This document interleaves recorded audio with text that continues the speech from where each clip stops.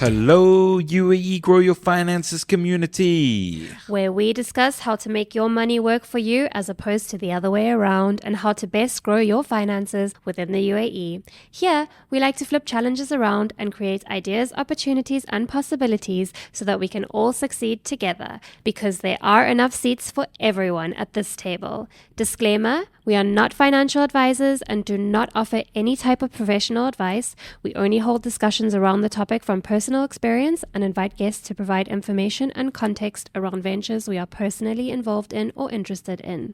Today's episode is a bit of a doom and gloom episode because when you hear the word mortgage, do you rejoice in happiness? Do you feel like you would love to get into that discussion for a few hours? I personally don't, but I know one person who does, and his name is Kevin. And we have him on today because he makes the discussion around mortgages relaxing. You heard me. He makes it a peaceful, relaxing discussion. That's how I felt in our discussion with Kevin. How did you feel? I felt a lot more at ease. I felt that my mortgage is not going to swallow me up when I take it through him. I felt that he has all the answers to all the questions. And I felt that if I go through him, I am going to get the best deal for my buck. I truly feel that when we will be taking out a mortgage, because we will be, it's going to be a smooth, calm, confident process. And I did not feel that way before. I used to feel very anxious about it. So I'm very excited to share this episode with everybody. It is so informative. It is honestly one of the best things you can do for yourself if you're looking to buy property anywhere in the world actually at the moment, because he firstly worked in the UK and now he's working in the UAE. And I'm really happy to be sharing this with our listeners because it's a topic that people don't usually delve into. It's a topic that people shy away from. And it's a topic that I think podcasters might shy away from with the fear of boring their listeners. And I am the first person to get bored around anything financial. But he had me every step of the way just because his demeanor is so calm and he's very clear with his explanations and he keeps things really simple and really understandable. So I'm really excited for you guys to learn all that I learned speaking to Kevin. Absolutely. But before we speak to Kevin, let's get on to our discussion topic. I have a list of topics here and I am going to let Russ point one out with his finger. All right. Okay, this topic is basically for me to speak on. So here we go. Why behaviors are hard to change, but eventually become easy or automatic. So what is your view first and foremost on this? What is your understanding of this topic? I'm interested to hear because, okay, you've heard me talk a lot about this, but let's see, maybe from the listener's general point of view, what their thoughts might be on this. Yeah, it's a good question. And I think that when you have a behavior, when you have a way of doing things, it feels uncomfortable when you're trying to change it. You know, it takes time and it takes persistence. And I believe that you're going to have to want it enough to change a habit, to change something that you're doing. So this is my thought on it. I think it comes down to wanting something badly enough in order to change your way of thinking, because at the end of the day, we all have a little bit of stubbornness in ourselves. And if it's, first of all, hurting a family member, someone close to you, then I would say it's possibly easier to change. On another side, if you personally want it for your own personal growth enough, then I think it's easier to change.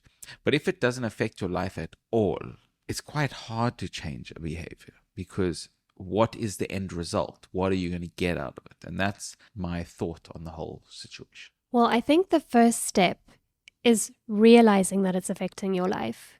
Because in our world today, we're so full of distractions and obligations that having that awareness that something is affecting our lives is a step in itself, because a lot of people are just going about their day to day like they always do, and they don't actually have the time to realize that something's hindering them. They just know perhaps that they want to make more money. They want to start a side hustle. They want to maybe get a little bit more in shape. They want to work on their confidence. They want to change a habit, maybe a snacking habit. We have that habit, so that's why it comes to That's mind. for sure. They want to change a habit, and they just see that something's not working for them, but they actually don't have the time to put into it because they don't have the time to research how to go about changing that habit. And that's what I want to introduce today to our listeners, that it's actually a little bit easier than you think.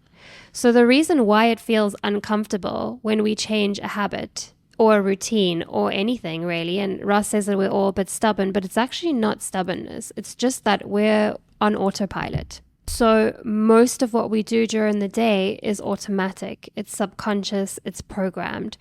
And in case you don't know how this works, I'm going to get into neuroplasticity a little bit here. And that is that the brain is changeable. It's adaptable. So our brains can actually change. And the more we do something, the more we form a strong pathway within our brain. It's like a literal electrical pathway within our brain. And so the more automatic that becomes. And in order to veer in another direction and form a new pathway in our brain, which is physically, scientifically possible, we can do that. We need to put the intention there. So firstly, we need to know what it is that we want to change. So for example, I say, I want to change the fact that I have the urge to go on Talabat every day and order an acai bowl. That really is personal to me.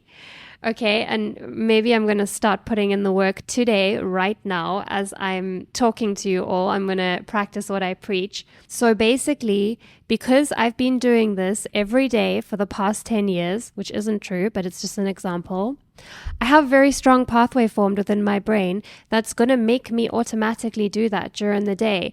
And it's like something that I don't even give much thought to, but it's also an internal urge, right? So my physical body is wired to say that this is what we do. This is what's good for us. This is our comfort zone. This is what's worked for us. So I'm going to have a physical reaction too. And this works on a small scale and it works on a big scale too, right? So if you want to change something with your confidence, something with your habits, anything, it's all wired into our systems on autopilot. So what I'm going to do is I'm going to actively form a new pathway.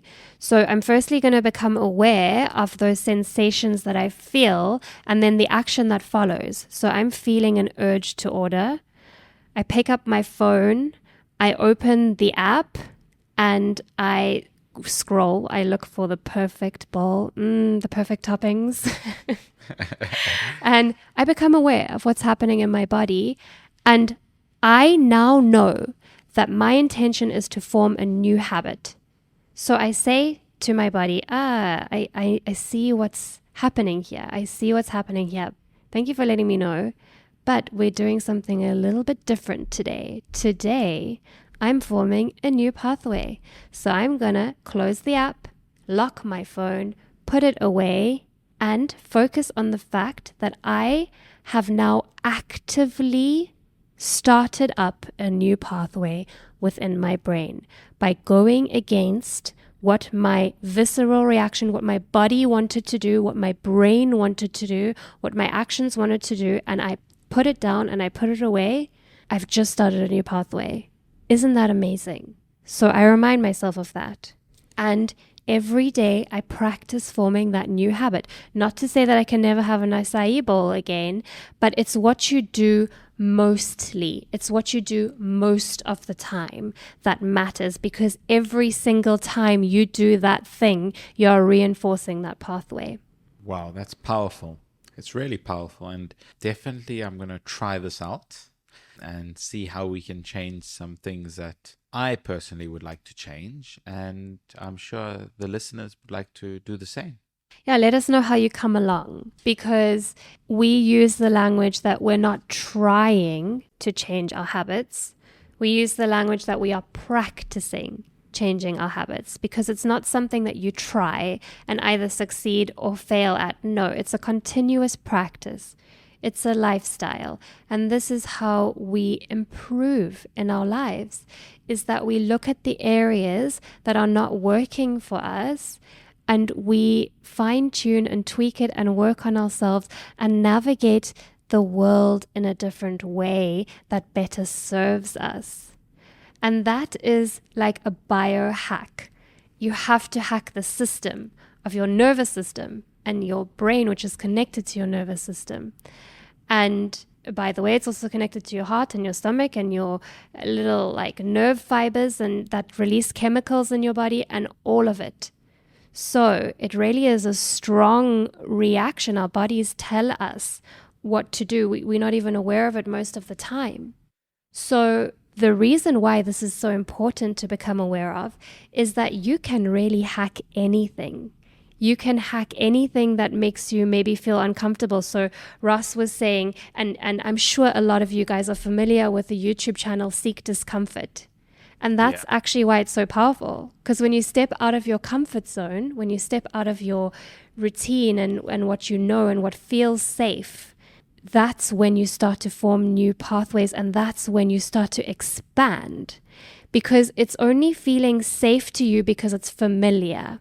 And your body tells you that something is unsafe when it's unfamiliar, right? Your body sends you all of those signals. But it doesn't necessarily mean that it's wrong for you, or that it really is unsafe for you. It just means that it's new, right? I'm not saying don't listen to the warning signals of your body. I'm just saying become aware of this, right? So that when you are trying to change habits that are better for you, maybe it's taking that job that you're so terrified of taking, but you know it's good for you. I had a friend who had an incredible job opportunity. We're talking about working directly with the president of the country. And she did not want to take it. She said, I'm not qualified. I'm not good enough. I'm scared. I cannot do it. I cannot do it. And what she was doing was she was putting herself in that situation before that situation even happened. She was not staying in her present moment, in her present body. And that is a trauma reaction. That is a visceral, biological trauma reaction that's telling her that she's going to fail because something's going to happen within her system and she's going to do the wrong thing. She's going to make a decision that's not sound, that's based on panic, etc., etc., etc. She didn't trust herself going forward. She didn't trust herself going forward. That's so important, because when you're in tune with your body, you know how your system works and you're familiar with the way you react to things, etc. And you're working on tweaking that, hacking that, changing that. You're able to trust yourself in the present moment going forward. So this works with anxiety, it works with fear, it works with all of that. And if you ask yourself, if I had no fear today, what would I do with my life? What might you say, Ross? If you had no fear, if fear was not existing for you? I would start a business right now. Interesting. I would start a business so I can become my own boss. So what's holding you back? Fear. Exactly. And are you in a comfort zone right now? Because that would be very uncomfortable for you to do. No, I'm not in a comfort zone. Definitely not in a comfort zone in what I am taking on in life. Okay. But in starting the business, I would say yes, because I'm not doing it. You wouldn't be in a comfort zone is what you're saying. Yes. Okay. I would have sleepless nights if I started a business today. That is very interesting. And I'm sure a lot of those fears are very valid and very logical. But at the same time, if you don't try, you never know. And there's also a way in which you can start. So there's a way in which you can maybe take the small steps towards starting that for yourself, and the fear is holding you back, and you're not allowing yourself to see those steps or possibly even the opportunities available to you because of that fear. Well, we did start a little business, and it didn't do too well because it wasn't the right time, I believe. Yeah, that was the bottom line. I think based on that, it formed a bit of trauma. That's the trauma reaction. That's the reaction that comes up even more so in your body now. But you feel the fear and you do it anyway, is what you should tell yourself. I'm feeling the fear, but I'm doing it anyway because I'm forming new pathways in my system so that I can take steps that I know are best for myself. Absolutely. So although some of those fears might actually be very valid and very real, it also still might be possible for you to start that business, for example, if you work on diminishing that fear, forming new pathways, and then being open to taking the little steps, and you can see the opportunities and the ways to do it that aren't so intimidating and overwhelming, and perhaps even it's a little seed that can grow. That's actually why we named this UAE Grow Your Finances, is because things grow from a little idea, a little seed, and you consistently work, you get involved, you research, you open your mind to it, you open your heart to it, and that's how things really blossom and bloom. And you tune in with yourself and work from authenticity. And this is how you work from authenticity, is to work from within and work from your self-regulation. A regulated nervous system is the key. And guys, I promise you this. It's honestly so complicated, and we'll get into it in future episodes perhaps, but I promise you, it is the key.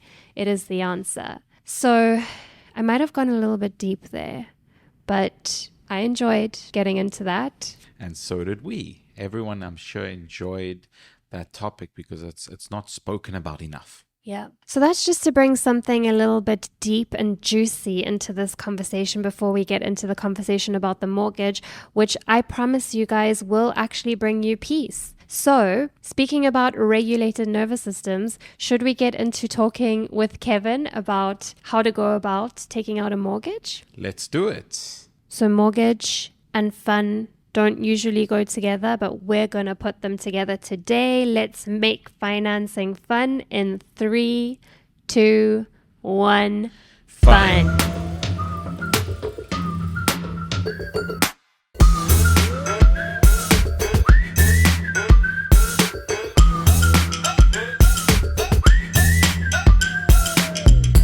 Welcome, Kevin. Tell us about yourself.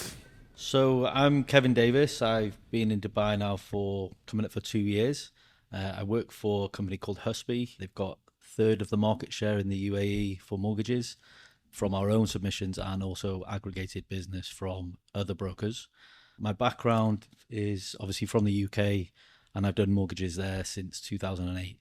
So pretty clued up in a sense of how mortgages work, although it's a bit different in the UAE, but it still follows the same process really. Wow, a third of the market, that's quite big. You know, if you look at all of the banks out there and everyone that is actually offering mortgages, a third of the market is a massive amount. You know? I was actually surprised when I heard that. Me too. Yeah. So the business model is effectively you can't just become a broker and submit business to a bank over here. You need to have a relationship with them first. So the majority of brokers actually submit through an aggregator, which is what kind of Huspy is. So it's not all our own business effectively, but it does give us a good kind of scope with the banks because we're submitting so much on a weekly or monthly basis. Great. Sounds good. So you guys are like the middlemen, as well as you can deal with the whole process from start to finish. Yeah, pretty much. We have direct access to the bank's relationship managers and their credit team. So we're kind of the first to hear of new products coming out, new criteria changes and things like that. Awesome. We're excited for today because we get so many questions on the group regarding mortgages because at the moment, obviously, the rental market is crazy. It's booming in Dubai and people, they don't want to pay someone else's mortgage off. And this is something that we talk about a lot in the group. And that is exactly why so many people are asking us regarding mortgages. They want to buy now And we are also those people because we've been asking Kevin so many questions. Thank you, Kevin, for your patience. I think over the last 2 years, I've come to Kevin probably 4 or 5 times and said, "Okay, let's do this. I'm ready now," and then I'm not really ready. And this is some of the things that we'll touch on today, because there's so many areas you have to be ready for before you actually contact someone in the property market and someone in the mortgage department. So we'll help get you prepared. Absolutely. So let's get on with it. So today, if I wanted to apply for a mortgage, what boxes do I need to tick? I know this is probably the biggest question that most people want to know. So the most important thing really is to make sure you've got a down payment. Now, if you can get the down payment together, the likelihood is you've got a decent enough salary to afford the mortgage as well. So the biggest kind of challenge that I see is the down payment. And there's kind of two routes you can go down here. You can either go on a 22% basis, and this is incorporating all of the fees as well, so the total cost. So there's a 22% basis, or there's like a 27% basis. And the difference between the two is whether banks will allow you to finance some of the additional fees. Because as well as paying for the property, you need to pay for a real estate cost, the DLD land department fee, some of the smaller ones like the mortgage registration. And if you just total them up to around 7%, that's a good kind of a good figure to start with. The banks that will allow the fee financing will take away about 5% of the 7%. So that's where I'm getting the 22% or the 27% from. So yeah, if you first of all got that money available, then the next thing is kind of, can you support the mortgage payments? And as I said, if you've managed to get that savings together and you're currently paying rent, then I can pretty much say you can probably afford the mortgage from the bank's point of view. You tell me how much money you've got available. I work out that as the 22%, and then I'd then say you can pretty much afford up to this amount. I get a heavy chest when you talk about 22 to 27%. That is a large percentage. Yeah, and I mean, this is something that people do not really understand when they want to get into property, because back home in most countries, you don't need such a big chunk of money to get a mortgage. But I suppose, I mean, this is what the bank puts into play to make sure that they are not the ones that are going to be losing in the situation. Yeah. So it makes sense. It does help you in a way as well, because in the UK, for instance, now there's a lot of people who are effectively in negative equity.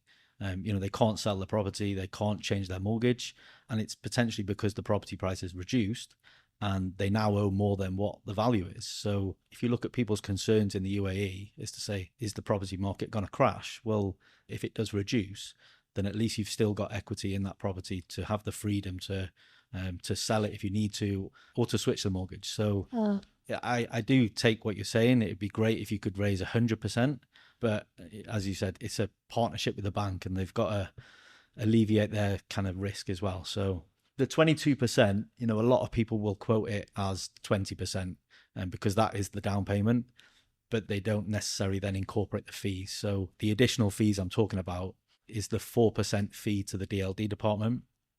Slightly different in the IFC, but we'll just say 4% because that's the majority. You've then got typically a 2% fee to a real estate agent. Again, that's kind of can be negotiable. And then the other 1% is like mortgage registration, transfer centre fee, and some other bank fees. So when I say 22% or 27%, that's literally what you need to have to move in. Mm-hmm. Makes sense. I mean, Yeah. It clears up, I'm sure, a lot of questions that people might have in this area. I'm just curious. You said it's slightly different in DIFC. Yeah, Sure. so DIFC, obviously it doesn't follow the DLD, the Dubai Land Department, and the same for like Ras Al Khaimah and other other Emirates as well. Yeah. So DIFC, I believe, is 5%, and then they charge $300. So it's very Interesting. I didn't know that. Did you know that? No, not at Yeah, all. that's interesting. There's so many laws when it comes to buying property, mortgage, finances involved. This is why it's good to get informed So- before you get involved. So good, so good. Equip yourself and empower yourself with the knowledge and information before getting involved, and then you know where you can go from there. Absolutely. It's very difficult to kind of be generic. So a lot of people ask me a lot of direct questions like, what's the best mortgage, or what's the most I can raise? And it's kind of like, it's so difficult to be generic because there's no one size fits all answer. And you wouldn't think that as the client, Yeah. you wouldn't No, guess that it's. and for them, they've potentially gone into their own bank, say, and that bank is being very generic. They've probably got 3 or 4 products, and they can speak about the differences between them, and they've got their own rules and their own criteria. But you can go into the next bank, and it can be completely different. Yeah.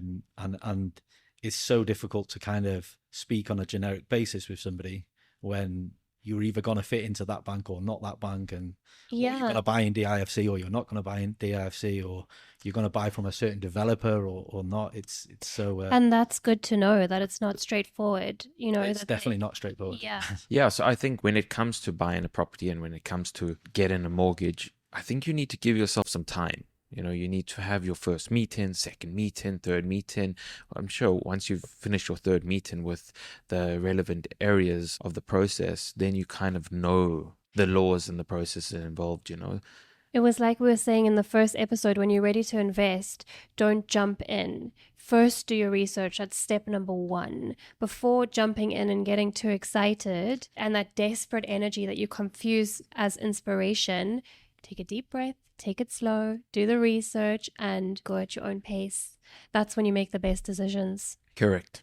You need to get the boring part out of the way first, and as you say, do the research. And the ideal kind of process of a mortgage is, I would probably say, to not even look at a property first.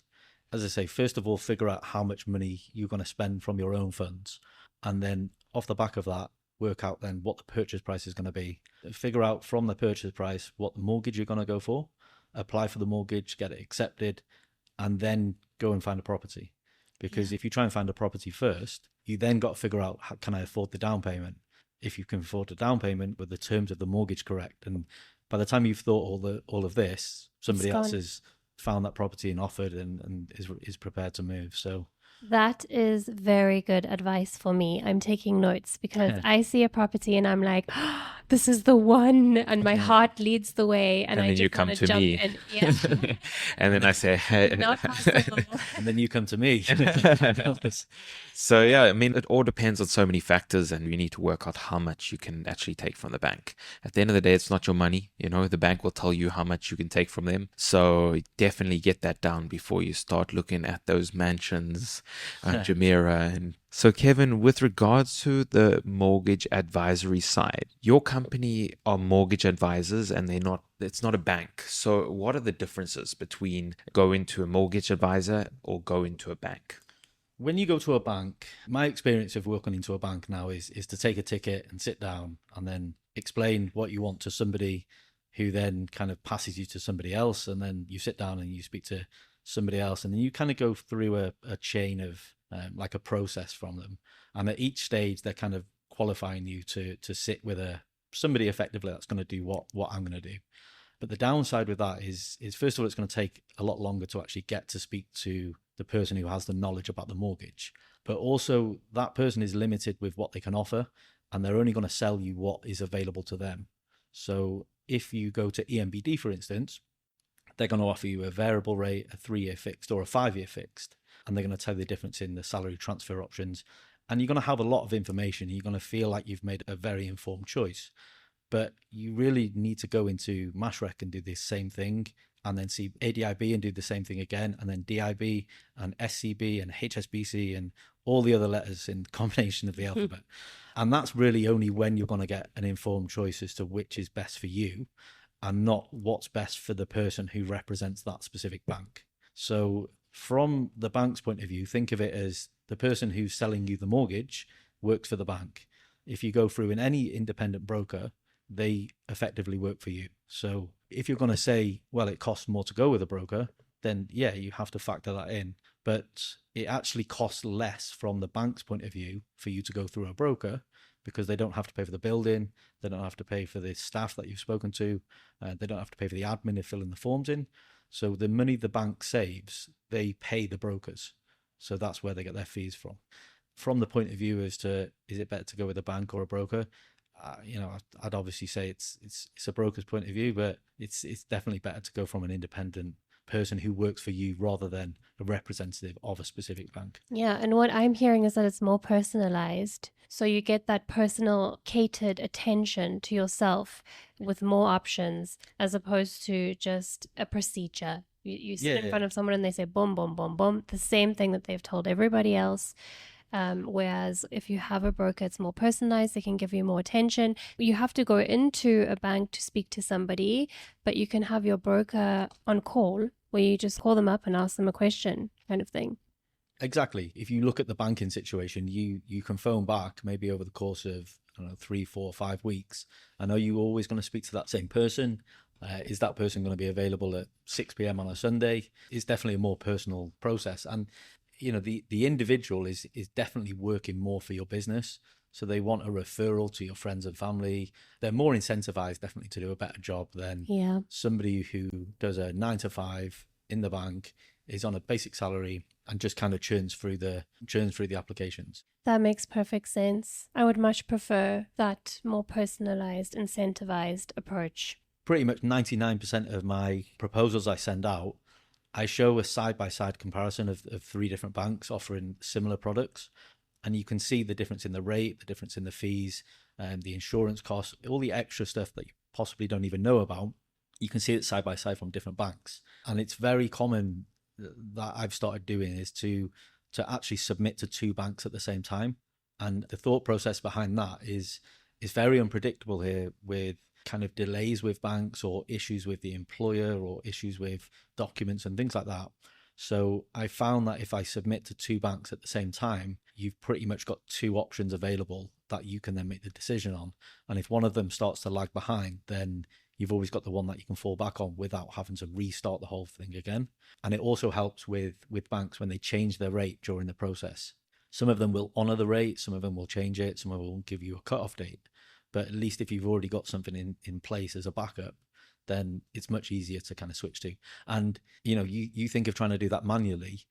Do you really want to go and sit in EMBD for half a day and then go and sit in CBD and then have all these different phone calls and different salary certificates and different documents? It's definitely not. They say buying a property, I don't hear it so much in the UAE, but certainly in the UK, they say buying a property is one of the most stressful times in your life.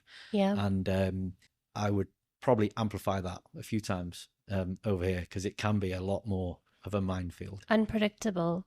Yes, definitely. Yeah, 100%. No matter what you think is the straightforward case, something can crop up. Surprise. Yes. Expect the unexpected. I always say this, I'm not the financially savvy one in the relationship, so I didn't even know that you could apply to 2 at the same time. I didn't even know that was an option. So when people say that to me, I say that's kind of a sales tactic born probably from a car salesman. It's like, you've already been agreed, don't go anywhere else, it will affect your decision. It's completely false. And obviously if you work for a specific bank, then you could say don't apply anywhere else, it will affect the decision. Is that actually factual? It's not at all. Yes, you will potentially have 2 applications running on your AECB report, but you're only going to finalize on one of them. If I was a car salesman, I didn't want you to go anywhere else, or if I worked for a bank and it would affect me if you went anywhere else, I may end up saying, don't go anywhere because it could affect you. But in reality, from somebody who submits multiple applications, it doesn't affect at all. Yeah. At the end of the day, I mean, the way I look at it, when you look at taking a mortgage from a bank directly or you take a mortgage from an advisor, I look at it the same way as when you're taking a property. When you go directly to the developer, they only have what they are selling. And it's the best thing because it's all that there is. Exactly. To them, it's the best thing, right? But to you have so many places you can have a look. And that's why you go to an agent. And the agent shows you left, right, and center all around Dubai. And then you realize, actually, you know what? That developer did not have the best option for me. Yeah. So that's the way I look at it. And I hope that simplifies it more for the listeners, because at the end of the day, we are not here to get the bank money. We're here to benefit ourselves first, and then we'll look at, helping others out. For sure. So I know this is very generic, And I know we said we're not going to speak too much about generic situations. However, last week we had Ryan, our property guy, in for a podcast, which I'm sure many of the listeners have already listened to.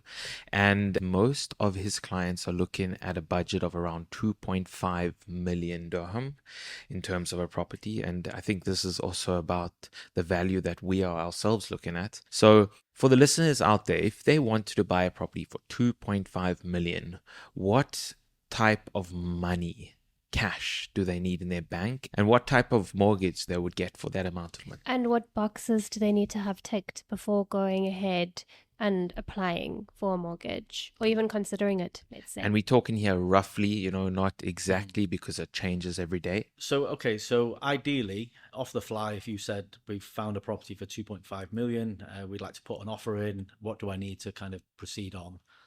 First thing I'd need to be checking is how much money you've got available. I'd try and get a monetary figure from you from this, and then I can tell you whether it's worth, whether you can do it or not. But let's just say you tell me you've got 550,000, which is the 22%, coincidentally. So you've got the 550,000, you're happy to put that in, you want to put the offer in at 2.5. The next thing we come to for eligibility is obviously then your income and your salary. Each bank is going to work this out on a different basis. And to say that they're all similar isn't really the correct statement. But if I just pick off the top of my head, like say EMBD are going to assess your income based on a stress test that the bank kind of calculate themselves. And each bank is going to calculate this stress test in a completely different way. So as it stands currently, the stress test that EMBD are going to calculate is actually going to work out about 7.08%. Now, what that means to you is in order to get this mortgage for this 2.5 million property with the 550 down payment, you're going to need a minimum income monthly of 30,000 dirhams. And that would then account for the stress test that they're going to calculate, and it would be affordable in the bank's eyes. Now, this can completely change if you go with CBD, for instance, or if you go with Mashreq, or if you go with ADIB, or any of the banks. They're all going to calculate this stress test differently, and they're all going to need a minimum per month salary. When you start then factoring in credit cards and loans, any other commitments, that also needs to be taken into account. And a lot of people get, they get their basic salary, but a lot of people get kind of housing and bonuses. Now, depending on how they're paid and what it appears on your salary certificate, they can also be included as well as, husband and wife income. So there really is no generic answer to it, and it will change, if you ask me the same question tomorrow. But I would say a good kind of starting factor is the two requirements: minimum salary 30,000 and minimum down payment and fee money of about 550. And then assuming that's all good, you can probably expect to pay about 12,000 dirhams a month for a mortgage, which I'm certain if you compare a 2.5 million property for a purchase compared to the relative rental cost, it's probably a hell of a lot lower than 12,000 a month. Makes perfect sense. This is something I'm sure that will raise a lot of eyebrows, because when you look at your salary, you're like, okay, wow, I'm doing well. I think that I can get that, that 5 million dirham house. Let's go for it. And then you're like, whoa, no, I cannot even do that. But going back to what I said originally, you think about, so say 30,000 salary a month, and then you're currently paying rent out of that, and you're currently doing your own investments and your own savings. Is it plausible that you can get up to the 550,000 down payment? Because if you actually have got the 550 down payment, the chances are you've probably got a lot more disposable income that you can use, which is why I'm saying it's very rare that people have an issue with the monthly payment and the affordability side of it. It's mainly the issue with the down payment. There is some caveats to that. Obviously, somebody's on a lower salary and they come into some inheritance or they get some money from somewhere, it's obviously a little bit different. But yeah, if you can get the down payment together, the chances are you've got a decent enough salary to cover what the bank needs. It gives that eye opener to anyone that is looking for a mortgage, and definitely anyone that's looking for a mortgage to that value. It varies, but there's kind of some clarity there. I put a post on my LinkedIn a couple of days ago, and it was basically comparing three different banks offering what everybody talks about is the interest rate. Three different banks offering exactly the same interest rate, and I compared the difference between the banks as to how much you would actually pay over the full term of the mortgage, how much the banks would lend you, and then how much the overall kind of fees and things were. And there's a huge difference between three different banks offering exactly the same interest rate. If you get a chance, have a look at it. It's Yeah. I won't go into the specifics of the figures, but it's a big eye opener when people are only interested in the interest rate. That's so that Such makes a good perfect point. sense, because at the end of the day, you go to a bank. What's the first thing you speak about? You speak about the down payment, then you speak about what's your best interest rate you're going to give me, and that's why when you go to an advisor, they can say, listen, these banks are all given the same interest rate. However, over the period, you will be paying this amount of money compared to this amount of money. So we go back to that question again. At the end of the day, an advisor is there for you, whereas a banker is just there selling their product. Even when you speak to your friends, you speak to your friends about the mortgage, you're only ever going to tell them what the interest rate is. And if your friend's got a lower interest rate, then straight away you think, oh, my friend's got this. But Yeah. how much money did your friend put down for down payment? What's their follow-on rate? How much insurance do they have to pay on it? What were their processing fees and things like that? And it's a complete minefield, and it's so difficult to kind of give somebody all of the information, because ultimately they're only going to go with one option. They don't need to really know all of the information unless they become a mortgage advisor. They need to know the information specific to them and a little bit around what's specific to them. And because trying to give somebody everything is, well, you you just baffle them, and they'll just carry on renting. So Yeah. It It's makes perfect sense. I mean, that's also when you look at the investment side of things, it's exactly the same thing. You got an investment platform giving you these crazy returns of 15% and this and that, but look deeper into it. There's a lot of fees involved, and you'll probably get down to a really small amount of return, net return at the end of the day. And same as with property. okay. So let's say, for example, somebody doesn't have the 30K as a minimum salary, but for example, they make 25K and then they bring in extra money from side hustles. That doesn't count, the side hustles. strictly speaking, probably no. But again, it depends totally on how this money comes in. If you're self-employed, for instance, and then you've got these side hustles as well, and the money's going into the bank, that's assessed differently than if you're employed and you've got a salary on a salary certificate, and then you've also got these other additional money coming in. It's quite straightforward here in that the answer is probably no. If you're employed and you've got other side hustles earning you money, they're not going to take that, because it's kind of not guaranteed, and they can't see a future of it continuing on. Yeah. But that's not to say it's a definite no. If you increase your down payment, you go into a completely different ballpark, and you can go on what's known as a low document policy. And a low document policy is literally just calculating your income from your bank statement and then working out your affordability based on all of your income from your bank statement. So yes, you could use side hustles. You could have multiple income streams. However, you're going to suffer with the down payment, and you need to be putting in like 40%. Yeah. But, if you've got these side hustles, then potentially you can put in 40%.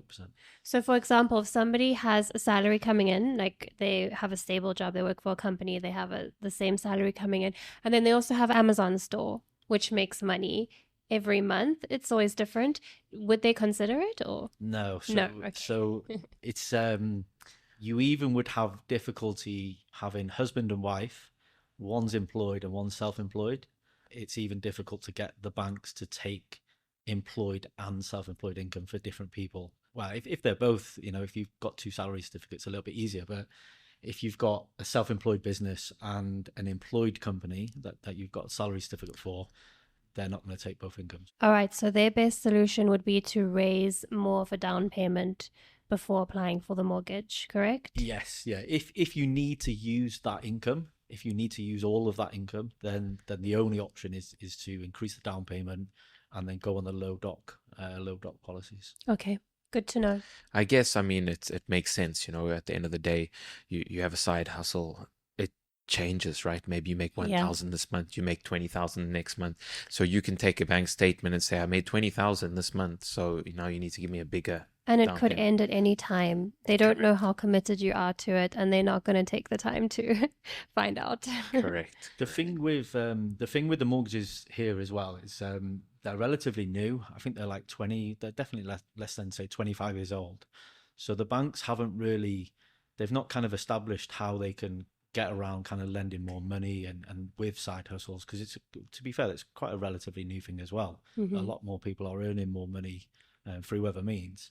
You may think it's not fair because you do earn this additional money, but you've also got to take into account that when they assess your affordability, they're assessing it based on 50% of your earned salary income.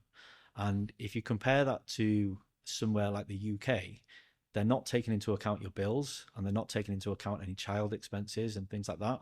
So when I said they're not taking into account the bills, they do take into account loans and credit cards. But in the UK, your affordability is it's not as easy as 50%. It's not as easy as 4 times your salary. It's literally a full income and expenditure declaration, council tax, Oh, yes. utility Mm. bills. If you've got one child, two children, and that makes complete sense because somebody who's got a family of four obviously can afford less than somebody who's is on their own, both earning the same salary. So it's not fair in a sense that they're not going to include your side hustle income. However, it's more than fair that they're going to assess 50% of disposable income because let's face it, it's very rare that people have disposable income of 50% of their salary. Yeah, So it's Makes perfect sense, does. honestly. When we talk about fear, the scariness of a mortgage, taking 2.5 million or even more than that from a bank, and how do we pay that back? And there's so many different fears that I'm sure people have. And what are I the know for me, I'm the type of person who would just stay away completely. I would just be like, when I have a huge chunk of cash, that's only when I'm going to go in because I would be so crippled by fear to take a mortgage and then perhaps maybe lose my job. So, Absolutely. I mean, let's talk about those fears involved. So, you probably speak to people on a daily basis and you probably hear a lot of their fears. Are they able to do this? Are they able to do that? So, what are the main fears that you come across when you talk to people? So obviously there's risk involved. Assuming they've got this down payment, they're risking a lot of capital. Well, they think they're risking a lot of capital, and obviously you're in another country as well. The chances are they're in a foreign country, so they're risking their capital in a property in a foreign country. So the fear is generally more than what it would be in your home country. mhm. But when you actually think about it, the term debt, it's kind of a bad word, but if you look at the majority of wealthy people, well, pretty much every wealthy person is in debt. Like that's how you get wealthy. It's to use the debt as leverage. So if you've got money sat in your bank and you think, I don't want to buy this property, I don't want a mortgage. I say to people, you are paying a mortgage. It's just not your own. And if people then say the interest rate is too high, it's like, what's your interest rate now? Because you're paying 100% per month on somebody else's property. So I do get the fact of saving up all of this money and transferring it to somebody else. However, you've got a home there, and that home is effectively, well, ideally, it's appreciating in value at a much higher rate than what the savings would be. You're no longer paying somebody else's mortgage. You're living in a property that you own, and you said about what if I lose my job? What if you lose your job now? You're still having to pay rent. In actual fact, you're probably more secure losing your job with a mortgage than you are with a rental property because you've got the equity in there. You can sell it, Yeah. or you can move out of the property and you can rent it out, and then you can downsize. Hmm. So I do get it. There is the fear side of it, but it's the same thing with everything. You've got to take the risk, and with risk there is reward. Um, Absolutely. So, is that the main fear that you see? That people are afraid that they won't have that income coming in to pay off the mortgage? I think the main fear over here is kind of transferring your assets to and investing in property in a foreign country. Again, back in the UK, everybody knows that bricks and mortar is the best investment, or at least that's what people know. Whether it's correct or not is another story, but Mm. that's what everyone feels comfortable in. Yeah. Over here, nobody's got a lifetime visa here. Nobody's a local. You have to renew your visa every couple of years. So I suppose the thoughts that run around, what if you can no longer live here, but you own this property, and what ifs and what ifs. There's a lot of what ifs, and it's kind of Hmm. a negative way. I suppose, you've only got to look around at people who have bought property here, and you'll always be able to find ones that it never worked out for them, but it's a vast majority less than the people who it did work out for. Yeah. True. And you can compare that to back home, and there's more people it worked out for here than back home. So It's a very stable market here in Dubai. yeah, and again, go back to the down payment side of it. They make it stable. They force you to put the down payment in. I remember in the UK when they were offering 100% mortgages, Whoa. there was no risk whatsoever to the client. And what happened after that? It was the Northern Rock crash. It was the 2008. So Yeah. there's systems put in place to not only protect obviously the banks, but it's also to protect you as well. That's great Absolutely. to Yeah. know. Yeah. It's amazing. And let's just say for those people that have the fear, like we said, probably 99%, maybe even 100% of the clients coming to you are not local. So let's say we're all expats and we come to you, we take a mortgage for 2.5 million and everything's going well. We are fully employed and we've paid off 50% of the mortgage. And then one day we lose our job. We lose our job. We're not able to get a new job. We have to go back home. What happens now? So, difficult question to answer that because it's probably assessed on a case by case basis. But what I can honestly tell you is if you just cannot pay your mortgage, like let's just say from 1st of January, no more mortgage payments. I would probably say you're in a worse position in the UK not being able to pay a mortgage than you are in Dubai. And the reason being is there's so many more people that haven't been able to pay a mortgage in the UK, and there's so many systems that have been put in place and they've been tried and tested compared to over here. There's less people that have gone through that process. Now, in the UK, you've got your Experian credit report. After a couple of months, you get a default. After that, you then get a CCJ. It then goes to a court. It's a very regimented process as to how they effectively repossess that property. Best thing to do is obviously to sell the property if you're in that position. But let's say you ride it out to the end. Going through that process here, the banks don't want to do that. They don't have the systems in place to actually take you through a court proceeding to repossess the property, to then sell the property to recover their asset. You never hear of it. I'm not saying it doesn't happen, but in the UK, the process of debt recovery and things. If you lose your job here, you've got an asset which you can sell and you can return back home. So you're in a much better position over here because you've always got something to fall back on. But if the worst should happen back home, what are you going to do then? Where are you going to go then? So And it's easy to sell in Dubai at the moment. Hopefully, it will stay that way. But as Ryan was saying last week, there's a shortage in stock and they have more than enough buyers.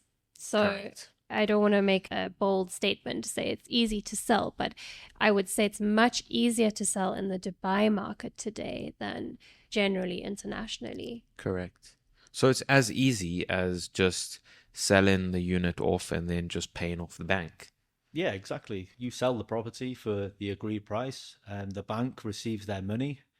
The bank receives their money before you receive yours, but it's in a whole process. So if you buy at 1.5 million and it reduces down to 1 million, for instance, worst case scenario, if you owe 900, then you're still going to get the 100,000, whatever the difference is. It's exactly the same process. If anything, it's actually a more secure process here, buying and selling a property, because you go into the sales contract, which I'm not sure whether Ryan would have touched on it, but when people put an offer in, they commit to buy the property. It's not like the UK where you can put an offer in on 5 or 6 different properties and then you can kind of pull out later down the line. And that property can't even be sold while it's under contract. So it's a kind of better process in some ways, but in other ways it's a little bit more wishy-washy. But if you got into trouble with your job and you couldn't find another one, then options are sell the property, move back home, or rent it out. Mhm.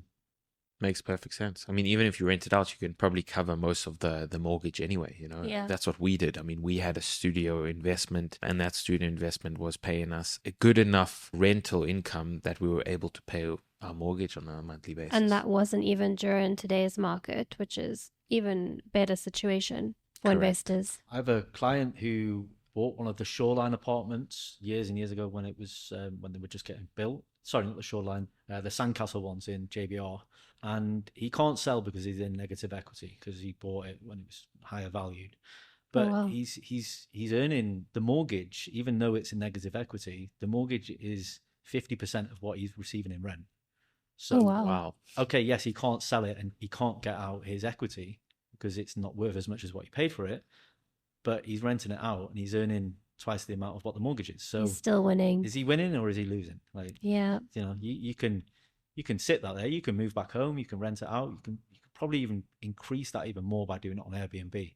And Yeah. it's so easy here to just move anywhere else in the world and have some property management company running it for you. They'll deposit the checks for you. They do everything for you. They go in, they check, they make sure nothing's damaged. If something is damaged, they invoice the tenant. It's just so easy, So property. easy and cheap, isn't it? It's Exactly. Yeah. you don't need to have any contact with it whatsoever. It's a case of it's an automated system once it's set up, and then you just get the money from it. Yeah. Correct.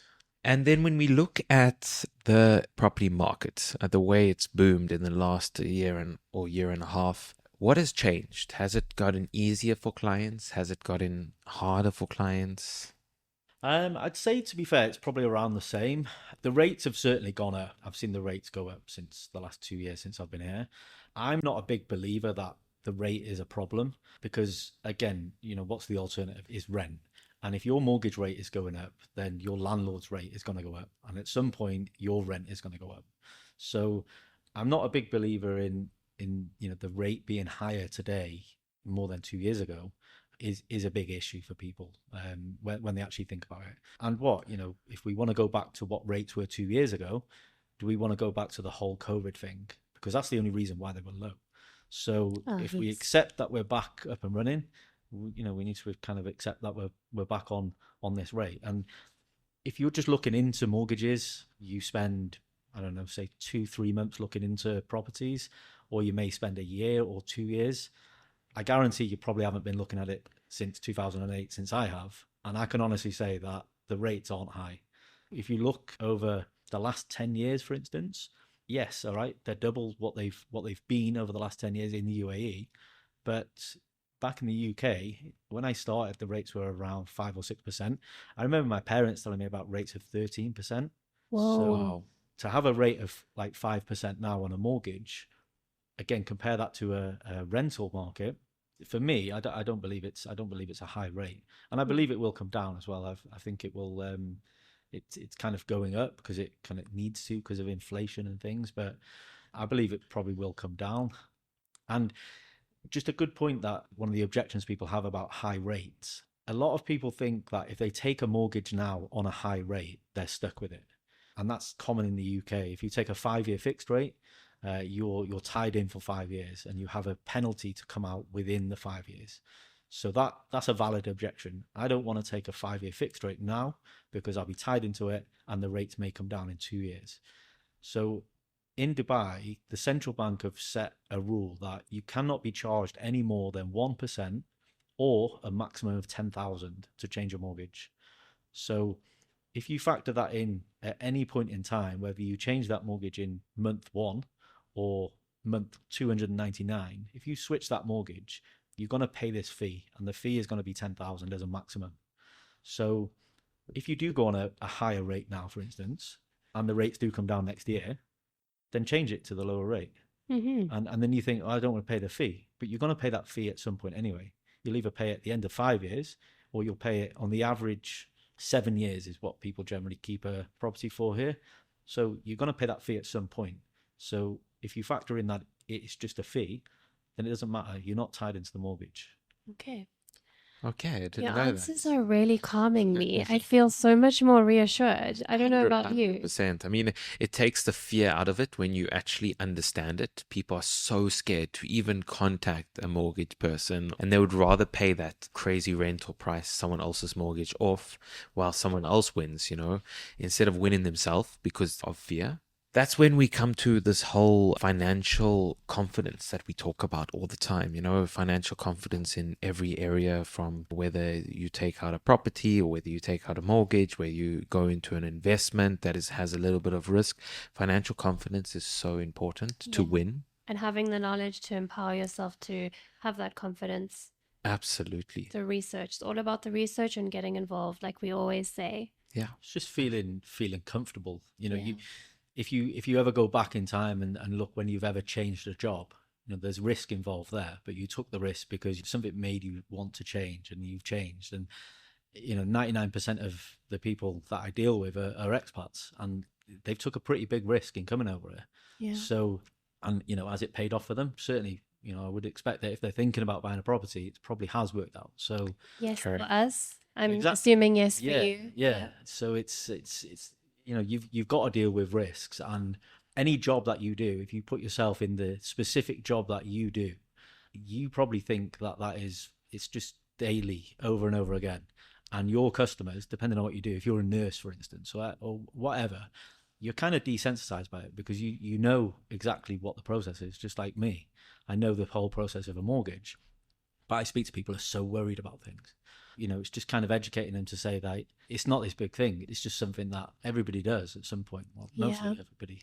And once you do it, you realize, you look back and you think, oh yeah, it's not that much of a thing. And then you sell the property and you make loads of money on it, hopefully, and then you buy the next one, and so on and so forth. Or you keep one, you rent it out, and that's kind of financial freedom. Yeah, I like what you said about if you have a place to stay, you're paying regardless. Whether you're renting or you've bought, you're paying regardless. So it's not really that much different. And you're probably paying more if you're renting. So Correct. that's a good perspective. Definitely in the long run. You buy a property, it's for lifetime. You rent, it's for 1 year. And you just keep on having to pay the same rate, and probably more expensive rate the year after. So another objection I get is the prices are too high. The property prices are too high.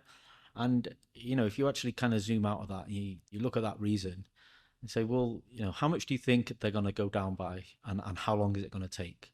So if we work on the basis of, let's just go astronomical figure, it's going to reduce in 10% in a year's time. So, okay, so that property, that 2.5 million that you want to buy today, you think it's going to be worth 2.25 in a year. So let's just sit back then and say, okay, rent for another year. How much are you going to pay for rent for that 1 year? Out of that rent, you're going to live in a property which the chances are you probably want to redecorate, but you also don't want to redecorate because it's not your property. And then in a year's time, you might think, all right, now I've got this property, I've saved 250,000 on it, the 10% it's gone down by. Do you really want to buy that property if it's just reduced in value by 10%? Or do you think it could possibly go more? And if it does go more, how much more rent are you going to pay? And you can bite the bullet and say, well, I'm just going to buy it. Now you've started paying off the mortgage. So you've got a whole year, like a year head start of paying your mortgage off. You've got a year to live in the property, a year to redecorate it and get it the way you want. So it's kind of, the question of when there's a good time to buy is answered really. When can you afford to buy the property you want to live in? The best time to buy is it's different between every single person. Yeah. And the value of the property is completely irrelevant until you buy it and until you sell it. Doesn't matter what it's worth in a year or 5 years or 10 years. It's what it's worth when you sell it, and it's how much you owe at that time. So when people say, well, we think the property prices are going to come down, hopefully they do. But if they do come down, they're coming down for a reason. And do you still want to live in that property that's now just been reduced, or do you want to buy a more expensive one in a better area, or do you want to wait for it to go down even more? In which case, well, that's fine, because your landlord is sitting there thinking, yeah, they'll come down. Just carry on paying. And while you're waiting, you're paying. So exactly. Yeah. And again, you don't know what the interest rate's going to do. The interest rate that you go on in a year's time could go up, and it could come down. But like I said, you can switch it. So for me, to answer the question of when is a good time to buy is when you have the money available. Correct. Right there and then, when you find something you're happy to live in and you can afford the down payment and the payments. So as soon as you have those boxes ticked is a good time to buy, the ones that we spoke about in previous question. So, Kevin, on to our discussion we had the other day regarding some tips and tricks that I need to do to make myself more financially eligible for as much money as possible in terms of a mortgage. Let's say I'm 6 months out. Let's say anyone is 6 months out. They're looking at taking on a mortgage. What should they do? Should they close down this credit card? Should they close out this auto loan? What are the tips and tricks that you believe they should do? So the majority of clients who have to change something about their financial position, i.e. closing cards, closing car finance, reducing credit card limits, the vast majority of them just need to reduce limits. And what I say to them is do not do anything until we say to do it. And the reason being is I can give you an indication today of what you would need to reduce your credit card down to. However, at the time of the offer being printed, and you've got to then take into account when you're going to find a property and when it's going to get valued and then when the offer is going to be available, that figure may change slightly based on the central bank's kind of interest rates. So the reason I say to not do anything is I don't want you to do anything twice if I can help it. So if you said to me, this is my scenario, I've got 150k limits on credit cards, something along them lines, I would say to you, okay, are you happy to reduce them down to, let's say 75, for instance? I'd calculate it. I'd tell you what the number would be. You would then say, yes, I'm happy to reduce it down. I would say don't do anything yet, because at the time of the offer, you may have to reduce it to 70, or you may actually be able to have reduced it to 80. And reducing a credit card, it takes a couple of minutes to do. A lot of them have an app, you can do it straight away. So reducing cards is fine. If you have to close something though, it's slightly different. So if, for instance, you have 100k credit card and in order to get this mortgage you need to have 0 credit card, so obviously the credit card then has to be closed, you kind of have to do that ideally as much in advance as you can, because when you close the credit card, first of all, they're not going to just close it straight away because you asked them to.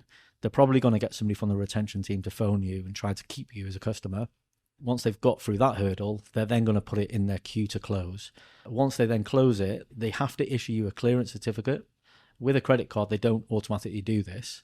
It's only for loans that they do it. So if you're having to close a credit card, you actually have to wait for the bank to then not only to close the card, but to update your credit report.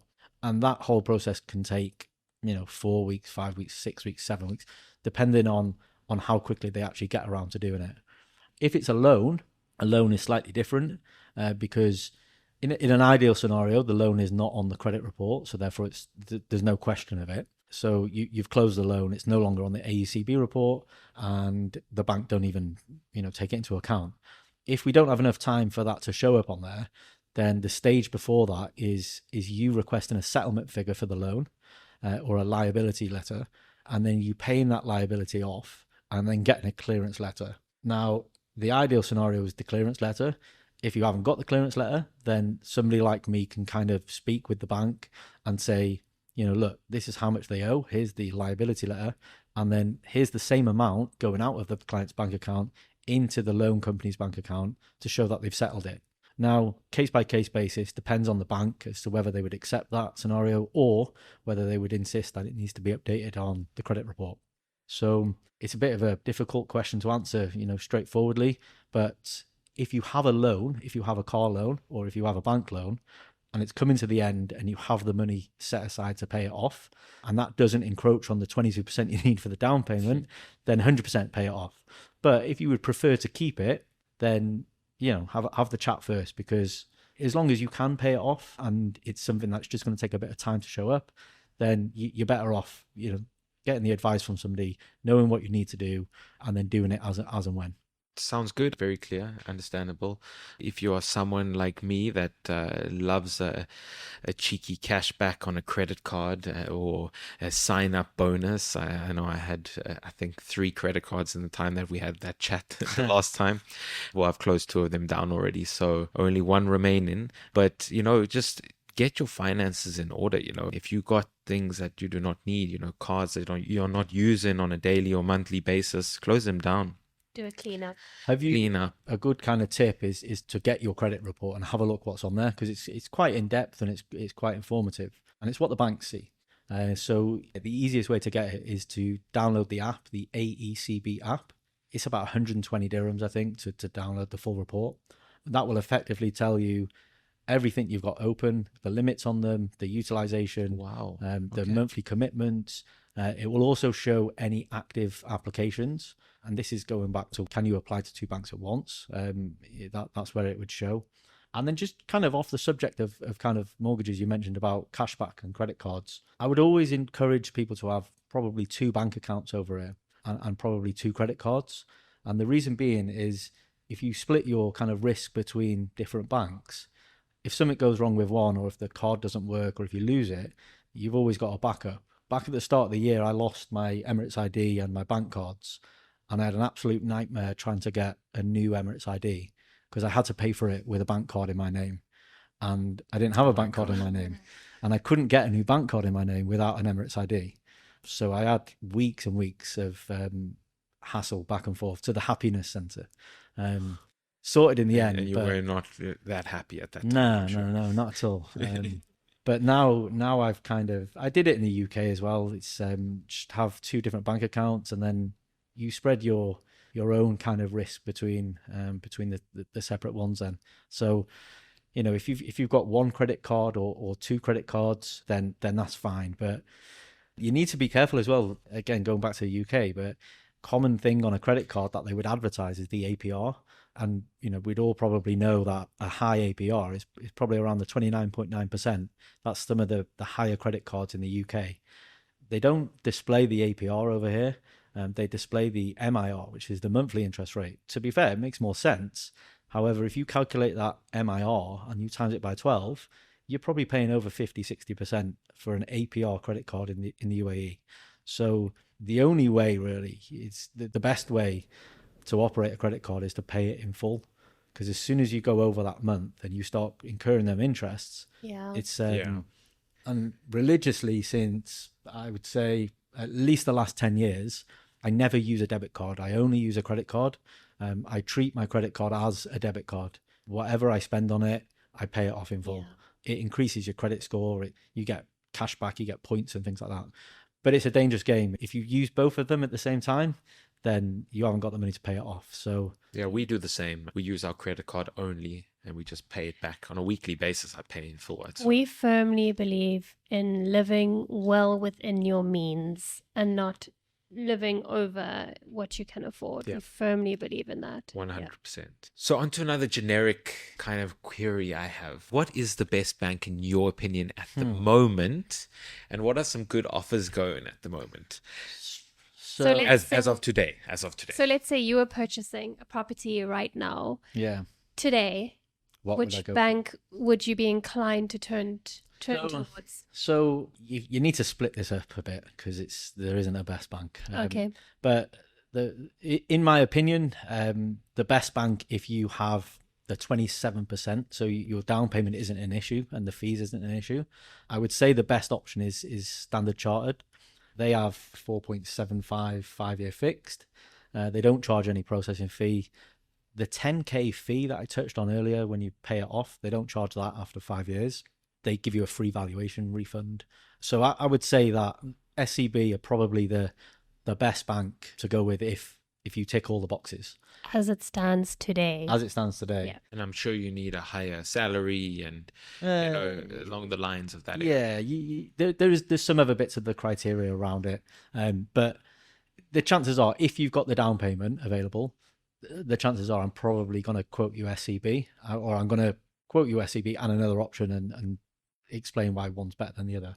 I did a comparison actually between SCB 4.75 and FAB 4.24, and the SCB one is much better, even though it's a higher rate, just because of the follow-on rate and all the other stuff. So that's a client who has down payment and no other issues. If they want to keep as much of their down payment back as possible, then CBD is a good option. Currently 4.79, processing fee is 0.25%, and the wild card in this scenario is Rackbank.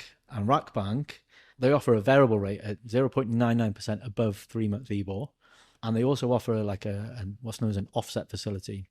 So let's keep the figures simple. If you have a mortgage of 1 million dirhams and you're being charged collectively 5% on that, So each month you're being charged interest on a daily basis, and it's calculated at the end of the month. With the Rack Bank, it's called Home in One. You can effectively put your savings into the account. So say, for instance, you have 500,000 savings, mortgage of 1 million.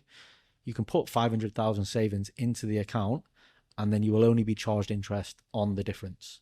So you're using your savings to offset against the mortgage interest rate. And this is exactly the mortgage that we used When we purchased the Ah. investment around property, 6 years, 7 years ago. that's what we had. Yeah. Yeah. This was quite a selling point for me. And It's especially when the interest rates are high. If you've got 500,000 there sat in a savings account, look at how much interest you're incurring on that. If you've got a high interest rate on a mortgage, whether it's the 5% fixed or the variables, which run to sort of 6.5% or 7%, you're effectively saving that amount of money. That's your interest rate. So if you've got disposable income, and if you've got bonuses every year, and if you've got savings, that's by far the best option to go with. And then I touched then on between fixed and variable. I always ask somebody, what do you prefer? Because you're never really going to convince somebody to go on a variable if they prefer a fixed, and you're never really going to convince somebody to go on a fixed if they prefer the variable. Now, it's different for every single client. So I'll give you 2 examples.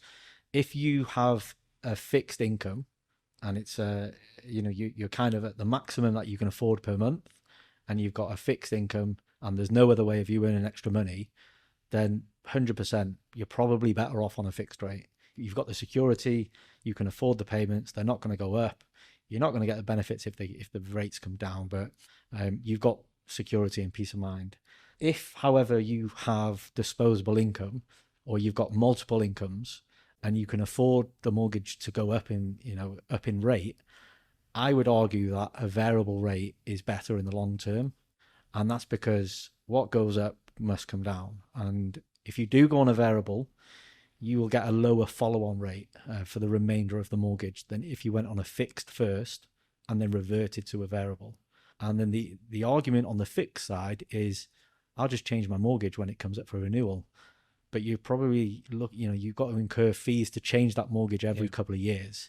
So if you sit back and you look at it long term, a variable rate mortgage from the start without changing it is going to be better overall.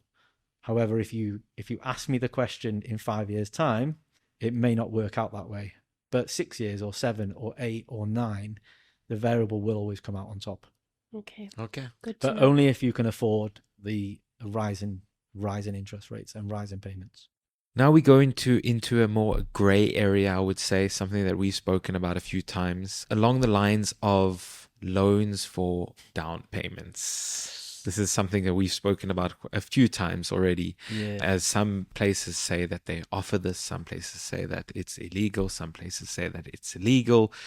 What are your thoughts on it? Not from a legal perspective, but more on like a financially smart perspective. Well, also we want to clarify: is it or isn't it legal? Because if it's not, we want to Correct, say, do but not consider. but it's very gray in terms of that area, right? Yeah, so if you go on the central bank website, you can download a PDF which has the rules about lending money. And the rule, I don't know what the wording is of the rule, but the down payment needs to come from your own funds, not borrowed money.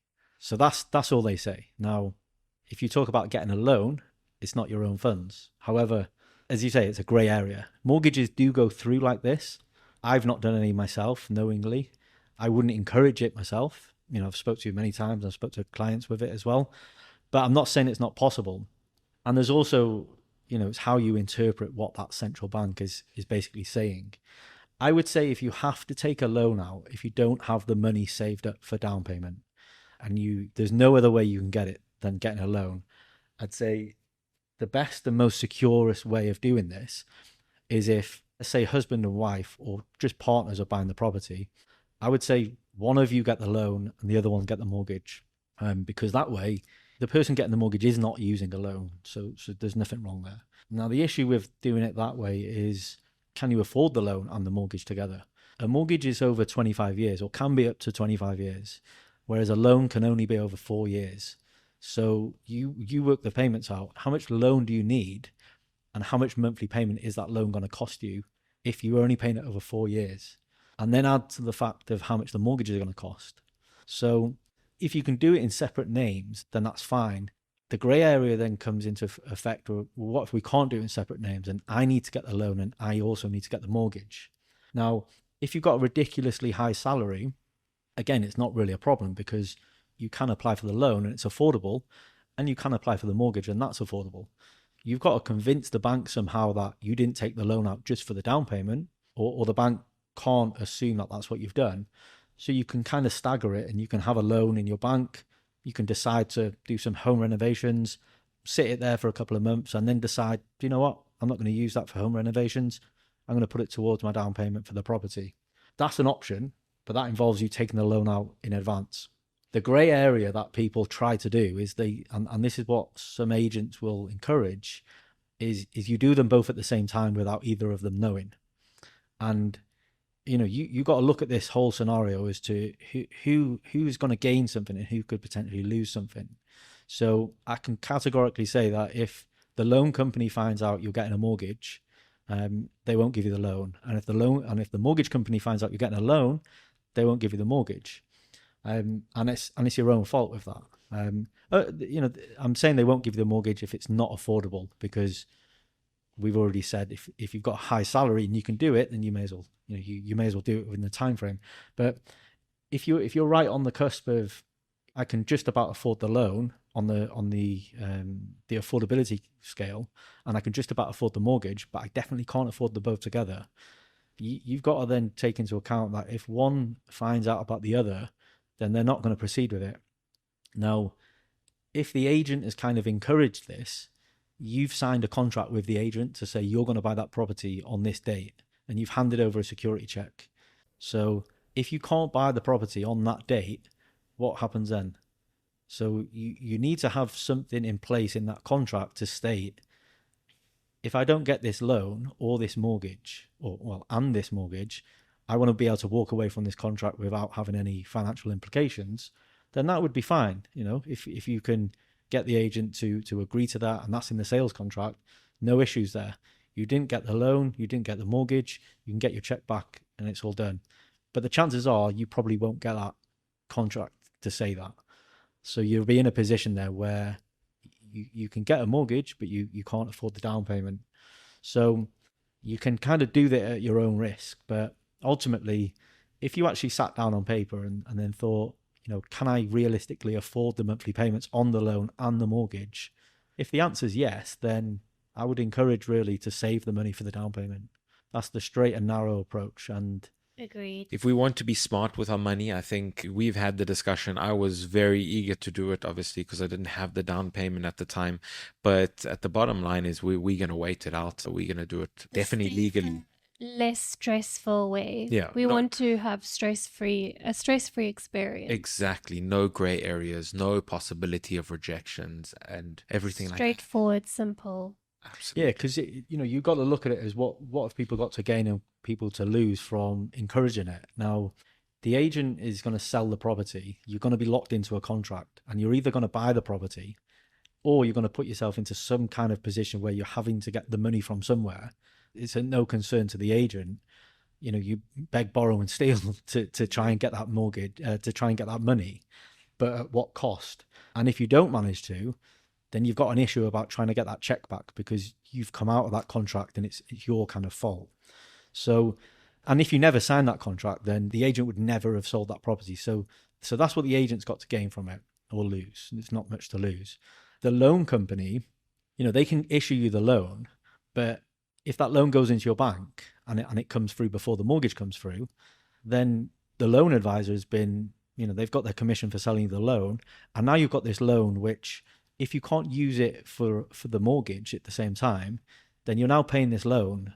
And if you try and pay the loan off, you've got the early repayment on the loan.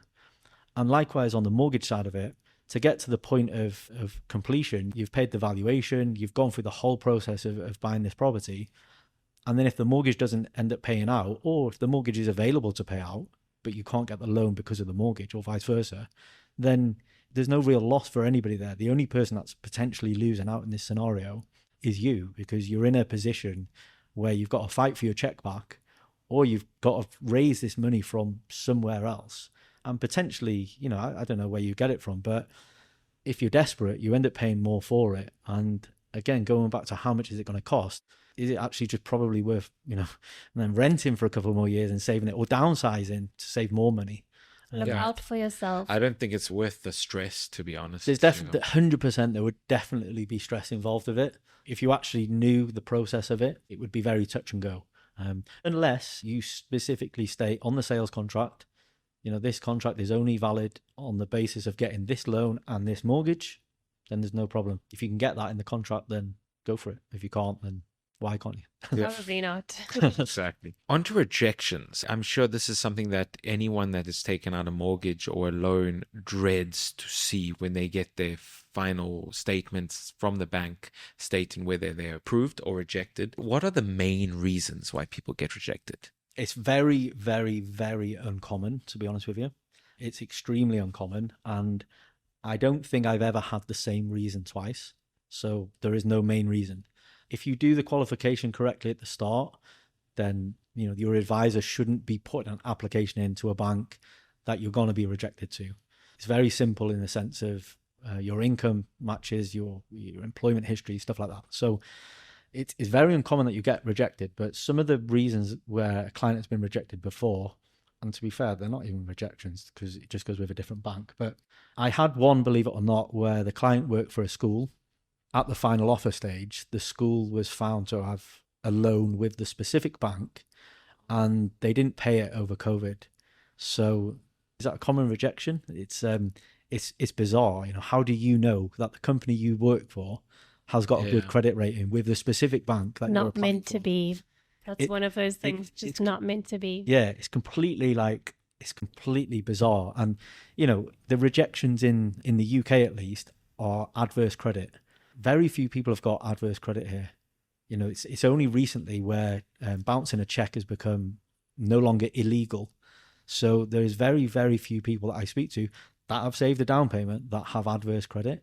So it's a case of if you earn the right amount of money and you're presenting, non-fraudulent documents, then there's no reason why you should be rejected. Great. Sounds good. So it definitely depends on whether the professional that you're using is a proper professional and they're good at what they do. Like we said, you wouldn't put an application through if you knew that it would get rejected. Some banks have minimum salary requirements. So obviously, if you try to submit an application to that bank without that minimum salary, that would obviously be rejected. But I believe that the person you're taking advice from should know that. Some banks will not take bonus payments, or they won't take the housing if it was paid in a certain way. So again, that depends on who you actually put in the application to. If you go to your bank directly, the chances are they probably don't know the ins and outs of it, and you may then get rejected from your specific bank. But I've had one client, effectively you could say rejected today, but the scenario of why they've been rejected is it's a handover payment, and the bank that I've put them with do not do handover payments to this developer because this developer doesn't issue the title deed on day one. Now, that's just a specific issue between this specific bank and that specific developer. Okay. So, that's a bizarre rejection. Yeah. It's, that client could go and buy a different property. You could use that money and buy this different property, or you can go to a different bank and do that. So I wouldn't be worried about whether you're going to get accepted. If everything's all straight, I can pretty much tell you within 5-10 minutes whether it's going to be accepted or not. Great. That's fantastic. Sounds good. I wanted to know, buying land in Dubai at the moment, I rambled on a bit about this in the last episode because I have my eye on Jebel Ali Hills because it's in the new area of Dubai South that's going up. It's near there and it's near the new airport that's going up, and you can get pretty decent sized land there for a really good price currently. Are you seeing people applying for mortgages for land purchases? Very, very kind of few and far between. I've had, I would say, less than 10 inquiries for land, and I've had no completions for land in 2 years. Does it function in the same way as a home mortgage? No, so they will lend a lower loan to value on the land. They want you to take the biggest risk in buying the land, but they will lend you a higher loan to value for the build of the property. Okay. So it depends again on the land and who's selling it you and where it is and the bank you go with. But I would say if you, the majority of people buying land and building their own property, they're probably buying it cash themselves and then financing it later. I think that used to be the law where expats had to buy cash. And now in these types of areas, you can take a loan for land. So I think that's why I'm so interested in exploring it, because I think that there might be a bit of a movement towards this in the upcoming years. I know you can. The specifics of the loan to values, I'm not entirely certain, because it's so few and far between where the inquiries come through. They've probably changed 2 or 3 times since the last time we've checked. So Interesting. It can be done, but I think it'd be a headache for you. Yeah, That's everybody's feedback. Buying land and building is a headache. That's what everybody says. Yeah. The even then coming to sell that property, like here, when you sell a property, it's you get a no objection certificate from the developer, and even if there's any kind of alterations to the property, the seller has to obtain an NOC from the developer to have moved a kitchen around or knocked a wall through or something like that. So if you're going to buy a property from somebody who built it themselves, what checks does that bank need to do to make sure that that property has been built correctly? And it's not so much of a problem for you building it to live in it. It's then when you come to sell it. Like, would you be comfortable buying a property from somebody who built it themselves because they bought land previously? How you're going to get the value, right? The true value of it from the bank. And it's, it's kind of like, who built it? Like, who actually built that property? Who was the builder who built it? Like, do they have a good reputation? Exactly. Are they big in the market? Yeah. There's lots. I mean, it's you difficult. As a buyer, and this is something that I reassure clients with as well. As a buyer, you're blindsided with the property that you've seen. You viewed it, you like the finish of it, you like the location, the direction it's facing, you fell in love with the property, it's your home. From the bank point of view, they don't care about that. They care about the value of it and the legal standing as to, has the property been built correctly, and has the boxes all been ticked? So would you feel comfortable buying a property from somebody who built it themselves? If we go back to the fear, I definitely think you would want to buy this property because it would be amazing. But then when you actually start discussing with a bank who looks at it purely from a financial and a safe investment point of view, what checks are you actually going to do to ensure that property is not, it's been built with the right concrete and loads of things you would never even think of considering, because when you buy the property, you fall in love with the looks of it. You're not interested in the boring paperwork side. Yeah, that makes sense. That makes perfect sense. So yes, it is possible. However, you need a lot more than the 22%. Correct. And an awful lot more than the 22%. Yeah, this is what some of the advisors mentioned. You need around over 40%. Yeah, I think it's 40% for the land purchase. And then just watch a few episodes of Grand Designs, because I'm sure that 40% is a changing number when you actually put it down to it. So definitely possible, but a little bit more complex than. Yes, it's good to know. And on that note, thank you so much, Kevin. It's been actually very educational and enlightening, and I feel so much more secure in our plan going forward. Correct. I mean, to be honest, I've spoken to you so many times and I actually learned a lot today. So it's great. I mean, it's great to have a nice long conversation face to face finally. And I'm sure the listeners are going to really appreciate this episode. So how do they get in touch with you if they would like to get in contact, if they're looking at buying a property and they are wanting to take out a mortgage? How do they get in touch with you? So I'm working on a website myself. It's not up and running yet, but currently I'm pretty much active on WhatsApp. My number 052-721-2808. Just mention it's from UAE GYF. Use that code UAE GYF when you WhatsApp or call. Or go through Ross directly. Me and Ross have had quite a few interactions with clients. He'll possibly ask you a few questions first of all, or send over the name and number is fine. You can drop us a DM as well. Mention that you would like to have a chat with Kevin. We'll pass you on to Kevin. Any way you want to reach out, no worries at all, as long as it's easy and efficient for you. And we'll post that website as soon as it's up and running. We'll post it on the group. We'll post it on the Instagram so you guys can have easy access to all of the services you need. That's one thing as well, which I I like to kind of do differently is I'm not going to specifically tell you this is how I want your information to come. If you want to just give me the name and number, if you want to phone me, if you want to just give me information, then that's fine, because every scenario is different. If I ask you to fill a form in online, I wouldn't want to do that personally. I'd like to pick the phone up and speak to somebody and ask them the questions. Build that relationship. Exactly. Yeah. So, I mean, the relationship is so important. There you know whether the person's trustworthy or not. And there are a lot of scams going around.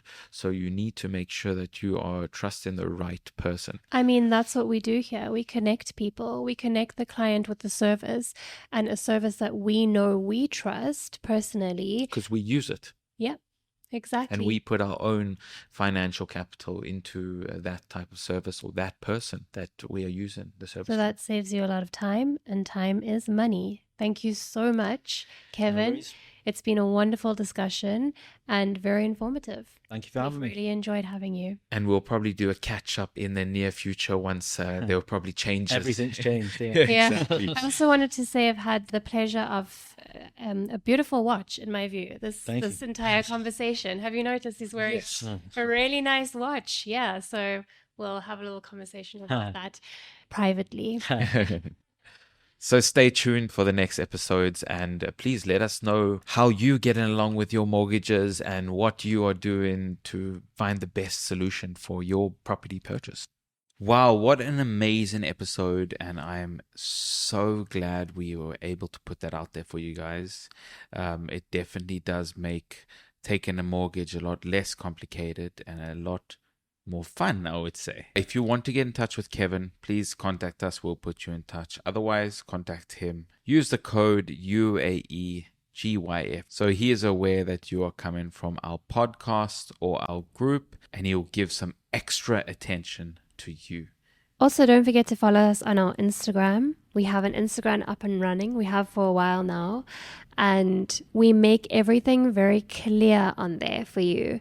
So all of our discussions and our strategies and everything that we do in terms of our own finances, we share on there.